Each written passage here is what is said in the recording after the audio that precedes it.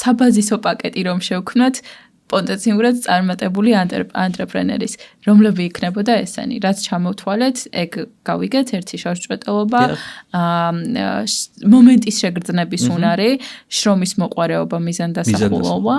კიდევ?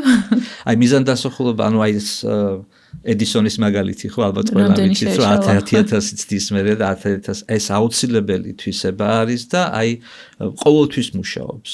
ყოველთვის ყველგან მუშაობს. Რა თქმა უნდა, კედელი არ უნდა აანგრიო და შენ რაღაც მიზანს უნდა ხედავდე და ეს მიზანი რეალისტური უნდა იყოს, ხო? მაგრამ მე ხშირად ვიძახი ხოლმე, შენ თუ გაქვს იმის უნარი, რომ რაღაცა წარმოიდგინო, უბრალოდ წარმოიდგინო. შენ ამის მიღწევის უნარიც უკვე 80% გზა გავლილი გაქვს. ანუ როგორც კი ამას წარმოიდგენ. ანუ აი ხედვა ვიზიონერი როგორ ვთქვათ, არ ვიცი, ხო? აი ხო. ანუ ხედვა ეს არის ძალიან მნიშვნელოვანი